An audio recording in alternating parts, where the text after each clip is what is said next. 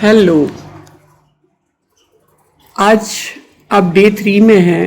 इसका मतलब आप अपनी लाइफ को ट्रांसफॉर्म करना चाहते हैं।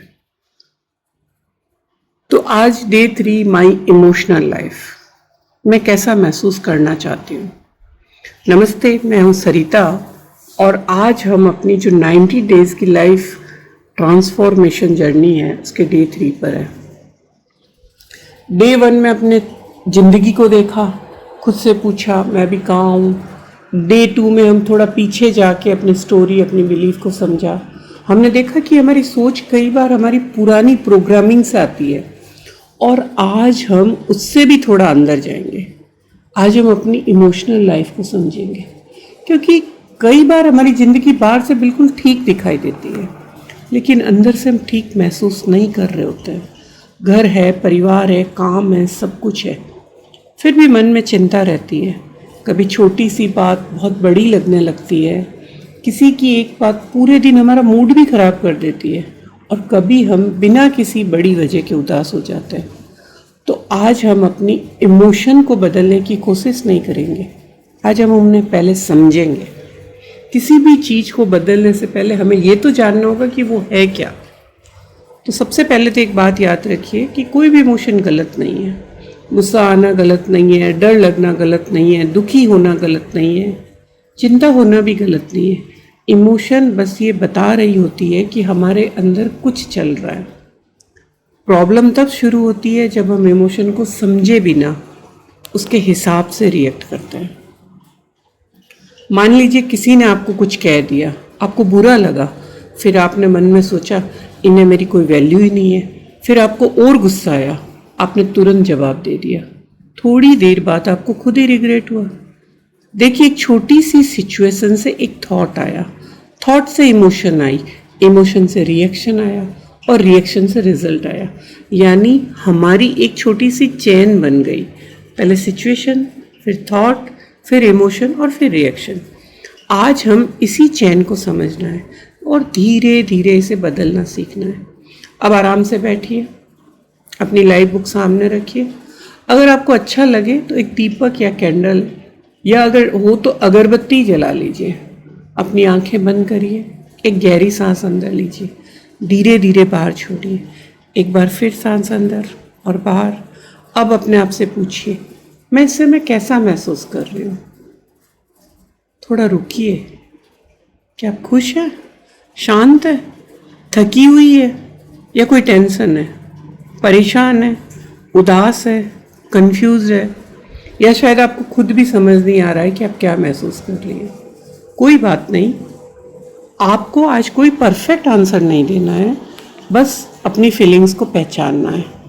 अगर आप उदास हैं तो खुद से ये मत कहिए मुझे उदास नहीं होना चाहिए। अगर आपको गुस्सा है तो ये मत कहिए कि मैं इतनी एंग्री क्यों हूँ। बस अपने आप से कहिए ठीक है, इस समय मैं ऐसा महसूस कर रही हूँ। बस इतना ही, यही अवेयरनेस है। अब थोड़ा और आगे चलते हैं। अपने आप से पूछिए मुझे ऐसा महसूस किस वजह से हो रहा है। हो सकता है कि किसी व्यक्ति की बात से, हो सकता है कि आपकी फैमिली में कोई सिचुएशन है, हो सकता है पैसे की चिंता है, आपके ऊपर काम का प्रेशर है, वर्क प्रेशर है, घर के काम का प्रेशर है, आपके रिलेशनशिप में कोई बात है, कुछ भी हो सकता है। या कोई एक पुरानी बात है जो आज पता नहीं कहाँ से आपको बैठे बैठे याद आ गई है और वो अंदर दबी हुई है। अब यहाँ पर एक बहुत ज़रूरी बात समझिए कि कई बार घटना छोटी होती है लेकिन हम उसका मीनिंग बहुत बड़ा बना लेते हैं। मान लीजिए आपने किसी को फ़ोन किया, उसने फ़ोन नहीं उठाया। अब ये तो सिर्फ एक घटना है लेकिन हमारा माइंड तुरंत कह देता है उसे तो मेरी परवाह ही नहीं है, मैं उसका इतना करती हूँ। अब आपको दुख होने लगा। यानी सिर्फ घटना ने दुखी नहीं किया है, उस घटना के बारे में आपने जो मीनिंग बनाया है उसने आपकी फीलिंग को और बढ़ा दिया। इसलिए अगली बार जब कोई सिचुएशन आपको ट्रिगर करे तो तुरंत रिएक्शन देने से पहले छोटा सा पॉज लीजिए और पूछिए असल में हुआ क्या है, और फिर पूछिए मैं इसके बारे में क्या सोच रही हूँ। ये छोटा सा सवाल आपकी इमोशनल लाइफ में बहुत बड़ा बदलाव ला सकता है। अब अपने पिछले 7 दिनों को याद करिए। आपको सबसे ज़्यादा कौन सी फीलिंग्स हुई? क्या पीसफुल थी? क्या आप ज़्यादा वरिड थी? या आप बहुत कॉन्फिडेंट थी? क्या आप छोटी छोटी बातों पे परेशान हुई? या शायद आपको बहुत खुशी और एक्साइटमेंट भी महसूस हुई? अपनी 3 सबसे कॉमन इमोशन लिखिए और उनके सामने ये भी लिखिए कि ये इमोशन कब आती है। जैसे जब कोई बात नहीं सुनता तब गुस्सा आता है, जब पैसे को लेकर अनसर्टिनिटी होती है तो डर लगता है, जब मेरे काम की तारीफ होती है तो मुझे कॉन्फिडेंस महसूस होता है। अब आपको अपने इमोशनल पैटर्न दिखाई देने लगेंगे और जब पैटर्न दिखाई देने लगता है तभी हम उसे बदलना शुरू कर सकते हैं। अब अपनी एक ऐसी सिचुएशन याद करिए जिसमें आपने बहुत स्ट्रांगली रिएक्ट किया था। क्या हुआ था? आपने क्या सोचा? आपको कैसा महसूस हुआ? आपने क्या किया और आखिर में रिजल्ट क्या मिला? अब उसी सिचुएशन को दोबारा इमेजिन करिए, लेकिन इस बार सोचिए अगर मैं उस समय थोड़ी शांत होती तो क्या अलग कर सकती थी। शायद तुरंत जवाब देने की बजाय 5 डीप ब्रीथ लेती, शायद उस समय चुप रहती या सामने वाले से एकदम शांति से बात करती। अब हमारा आज से यही नया फॉर्मूला है, trigger, pause, think, choose and respond. आपको इमोशन को रोकना नहीं है, आपको सिर्फ रिएक्शन और रिस्पॉन्स के बीच थोड़ा सा स्पेस बनाना है और यही स्पेस आपकी पावर है। अब एक बहुत सुंदर सवाल खुद से पूछिए, मैं अपनी ज़िंदगी में ज़्यादा क्या महसूस करना चाहती हूँ? क्या आपको पीस ज़्यादा चाहिए, जॉय चाहिए, कॉन्फिडेंस, फ्रीडम, सिक्योरिटी, फुलफिलमेंट, या बस एक हल्का और शांत मन? अपनी 5 डिज़ायर्ड इमोशन लिखिए। अब इमेजिन करिए कि आज से 90 दिन बाद आपकी इमोशनल लाइफ बहुत अच्छी हो गई है। आप सुबह उठते हो, आप अंदर से कैसा महसूस करते हो, आप अपने शरीर के बारे में कैसा महसूस करते हो, अपनी फैमिली के साथ, अपने रिलेशनशिप में, अपने काम में, अपने पैसों के बारे में, अपने घर में, और रात को सोते वक्त आपके अंदर कौन सी फीलिंग होती है। यही आपकी इमोशनल विजन है। लेकिन सिर्फ ये कहना कि मुझे खुश रहना है काफ़ी नहीं है। अब आप पूछो मैं खुशी क्रिएट कैसे कर सकती हूँ। मान लीजिए आपकी डिज़ायर्ड इमोशन है जॉय, तो आपको क्या अच्छा लगता है? सुबह की धूप, म्यूज़िक, वॉक, नेचर, किसी अपने से बात करना, कुकिंग, राइटिंग, डांसिंग, ग्रेटिट्यूड, अपने लिए थोड़ा सा टाइम। इन छोटी छोटी चीज़ों को जोड़िए, यही आपकी जॉय रेसिपी है। अगर आपको पीस चाहिए तो आपकी पीस रेसिपी क्या होगी? शायद सुबह थोड़ी मेडिटेशन, रात को फ़ोन से दूरी, कम क्लटर वाला बेडरूम, थोड़ा नेचर, थोड़ा साइलेंस और अपने आप से प्यार से बात करना। मतलब जिस फीलिंग को आप फ्यूचर में ज़्यादा महसूस करना चाहती है उसकी छोटी सी शुरुआत आज से कर सकते हैं। अब उन इमोशन को पहचानिए जिन्हें आप कम करना चाहती है, जैसे वरी, एंगर, जेलसी, गिल्ट या ओवर थिंकिंग। लेकिन हमको इन इमोशन से लड़ना नहीं है। अगर वरी आती है तो कहिए ठीक है मुझे चिंता हो रही है, अब देखते हैं कि मेरे कंट्रोल में क्या है। एंगर आता है तो तुरंत जवाब देने की बजाय थोड़ा रोकिए। फियर आता है तो पूछिए मैं भी कौन सा छोटा कदम ले सकती हूँ। इस तरह हम इमोशन को दबा नहीं रहे, हम उसे डायरेक्शन दे रहे हैं। अब एक छोटा होपोनोपोनो प्रैक्टिस करते हैं। जिस इमोशन को आप रिलीज़ करना चाहती है उसे याद कीजिए, आंखें बंद करिए और धीरे से कहिए I am sorry, please forgive me, thank you, I love you. अब 3 डीप ब्रीथ लीजिए और कहिए मैं अपनी फीलिंग्स को स्वीकार करती हूँ, मैं उनसे सीखती हूँ और अब मैं धीरे धीरे उन्हें रिलीज़ करने की अनुमति देती हूँ। अब मिरर के सामने जाइए, अपनी आँखों में देखिए और कहिए मैं तुम्हें देखती हूँ, मैं तुम्हें सुनती हूँ। तुम्हें हर समय स्ट्रांग होने की ज़रूरत नहीं है, तुम्हें परफेक्ट होने की ज़रूरत नहीं है।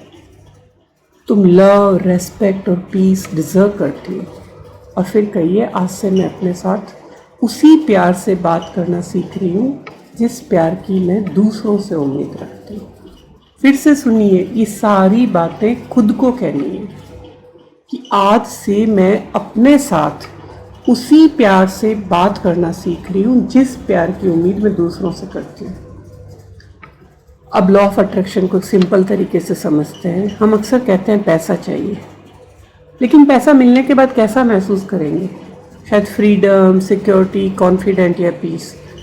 तो आज सिर्फ पैसा आने की इमेजिनेशन मत करिए, उस फीलिंग को महसूस करिए। अपने जीवन में ऐसी 3 चीज़ें याद करिए जिनसे आपको फीलिंग अभी भी थोड़ी सी मिलती है और कुछ सेकंड उसी फीलिंग में रहिए। फिर पूछिए आज मैं इस फीलिंग के साथ अलाइन कौन सा एक्शन ले सकती हूँ। यही मैनिफेस्टेशन को प्रैक्टिकल बनाता है। अब अपने एनवायरनमेंट को देखिए, आपका बेडरूम आपको क्या फील कराता है, पीस या क्लटर, आपका वर्क डेस्क फोकस या स्ट्रेस। आज सिर्फ एक छोटा चेंज करिए, एक जगह साफ करिए, कुछ भी ज़रूरत की चीज़ें हटाइए, फ्रेश एयर आने दीजिए, नेचुरल लाइट बढ़ाइए या अपने लिए एक छोटा पीसफुल कॉर्नर बनाइए। फिर वहाँ बैठकर कहिए मेरा एनवायरनमेंट मेरी इनर पीस को सपोर्ट करता है। अब आज का सबसे इम्पॉर्टेंट एक्सरसाइज अपनी नोटबुक में लिखिए, मेरा सबसे बड़ा इमोशनल ट्रिगर क्या है। फिर लिखिए उस समय मैं नॉर्मली कैसे रिएक्ट करती हूँ और फिर अब मैं क्या नया रेस्पॉन्स चूज करूँगी। बस इतना। पूरी ज़िंदगी को आप एक दिन में बदलने की ज़रूरत नहीं और ना आप एक दिन में बदल सकते हैं। एक ट्रिगर, एक पॉज और एक नया रेस्पॉन्स और धीरे धीरे एक नई इमोशनल लाइफ। रात को सोने से पहले अपने आप से 3 सवाल पूछिए। आज मैंने अपनी इमोशन के बारे में क्या जाना, आज मैंने कहाँ अपने रिएक्शन की जगह कॉन्शियस रिस्पॉन्स चुना और कल मैं कौन सी फीलिंग को थोड़ा और कल्टीवेट करना चाहती हूँ। और फिर अपने हार्ट पर हाथ रखिए और कहिए मैं अपने इमोशन को समझती हूँ, मैं उन्हें जज नहीं करती, मैं अपनी फीलिंग्स का सम्मान करती हूँ। जो मेरे कंट्रोल में नहीं है उसे मैं रिलीज़ करती हूँ और जो मेरे कंट्रोल में उसके लिए मैं रिस्पॉन्सिबल हूँ। और डे 3 का हमारा सिंपल फार्मूला याद रखिए, feel it, understand it, accept it, choose it, create it. आपको हर समय खुश रहने की ज़रूरत नहीं है, आपको परफेक्ट बनने की ज़रूरत नहीं है। आपको सिर्फ इतना सीखना है कि जब ज़िंदगी आपको ट्रिगर करे तब आपके पास एक चॉइस हो। आप इमोशन महसूस कर सकती है, एक सांस ले सकती है, थोड़ा रुक सकती है और फिर तय कर सकती है कि मैं अब कैसे रिस्पॉन्ड करना चाहती हूँ। यही इमोशनल फ्रीडम की शुरुआत है। अगर आप मेरे साथ इस 90 day life book transformation journey में आगे बढ़ रही हैं तो कमेंट में लिखिए day 3 I choose peace, joy and love. और आज सिर्फ एक काम जरूर करिए, अपना सबसे बड़ा इमोशनल ट्रिगर पहचानिए और उसके लिए एक नया रेस्पॉन्स तय कीजिए। मैं अब मिलती हूँ आपसे डे 4 में। तब तक अपने इमोशन को सुनिए, उन्हें सम्मान करिए और अपने अगले रेस्पॉन्स को कंसिस्टेंटली चुनिए। आपकी फीलिंग आपकी दुश्मन नहीं है, वो आपको कुछ बताने आई है, बस उन्हें सुनना सीखिए। Thank you very much.